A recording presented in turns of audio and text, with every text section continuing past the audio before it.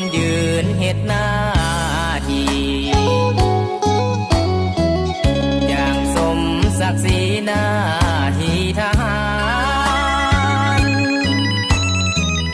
ภาระพิศาสมอบหมายแม้นตายอา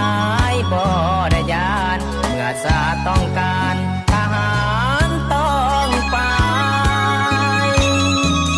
เดือบดืนปันใดหัวใจกล้ากันฝนลมสนั่นหนาวสั่นทางกายอยู่ผู้สูงสันเพื่อไหลผ่านตุลากันดานหน้าที่อายยิ่งคิดฮอดหลายย่านน้อ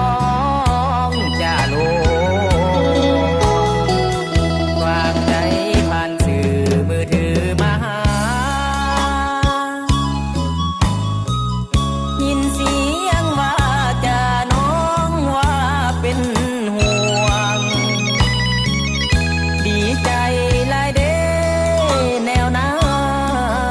แนวหลังน้องยังห่วงยิ่งหักยิ่งห่วงห่วงชาติห่วงนางด้วย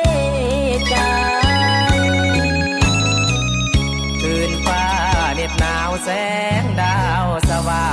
ง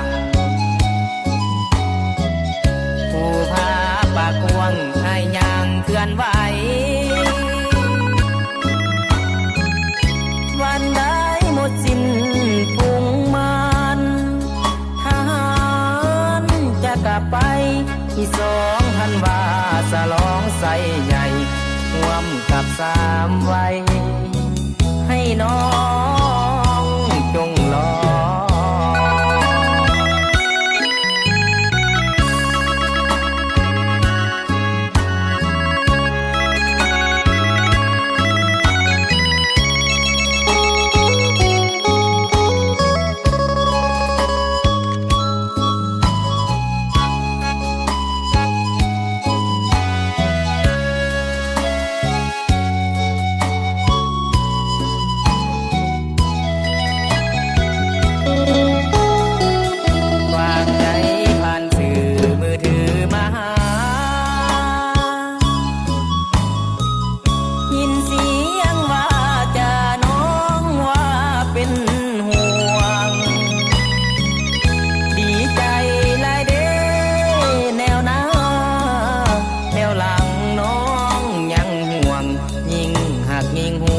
ห่วงชาติห่วงนางด้วย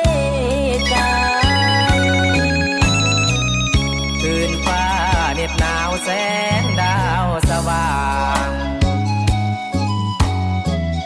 ผู้พาปากกวงให้ยังเคลื่อนไหววันใดหมดสิ้นพุ่งมันทหา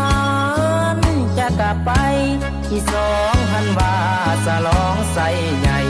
ร่วมกับ3 วัย